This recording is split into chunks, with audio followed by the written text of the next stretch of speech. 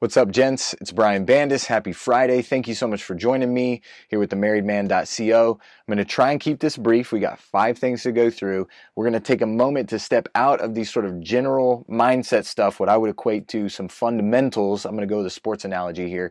Today, we have a very specific opponent, and that is the uniquely challenging situation that we find ourselves in with this whole coronavirus, the quarantining here. I've got my Corona stash here. So we find ourselves in a situation where we're facing a unique opponent, and so this is what I would call a specific game plan. So we're going to move from the fundamentals to the game plan, and here's our game plan for showing love to our wives, being purposeful, and putting love into action because we want to build a powerful and fulfilling marriage. Number 1, I want you to make sure to go out of your way to ask your wife what type of alone time does she need to recharge, and make sure she gets it. Just carve that time out. It's an act of love. It's a sacrifice. Ideally, share with her what you need as well. Make sure that you're getting what you need so that you guys can tackle this thing together and continue to be patient with one another.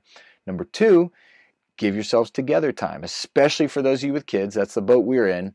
Man, we don't get a lot of uninterrupted together time. We have to carve it out on purpose. We have to basically make a date, as lame as it is, and say, after the kids go to bed, we're going to sit together and we're going to play this board game or watch this show, and it's you and me, and I'm going to focus on you.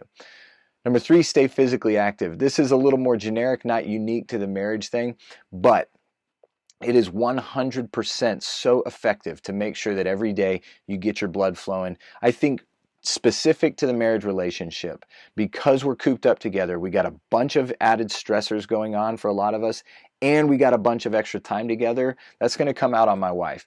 And so I'm going to make sure that by getting my blood moving every day and sort of giving myself that chance to clear my mind, that I'm in a position, rather than to react to her, to respond thoughtfully and to sort of control the way I respond.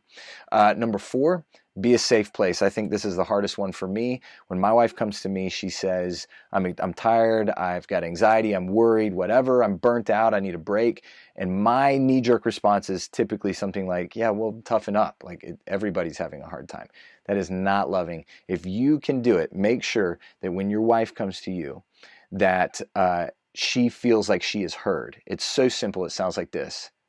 Man, I get it. I understand. That sounds hard. I would feel that way too.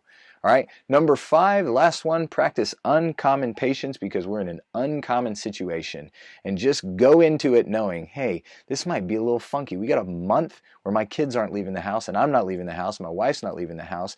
It may take a little extra patience. Go into it with a headspace that says, I'm going to have extra patience. I'm going to put a little extra energy into this to make sure that I don't react, that I respond, that I don't react. So I hope that's helpful, guys. Thank you for tuning in. If you have a friend, brother, brother-in-law, cousin, whatever, who you know cares as much about his marriage as you do and I do, please share this with him. Would love to have them join us as well. And I will see you Monday morning.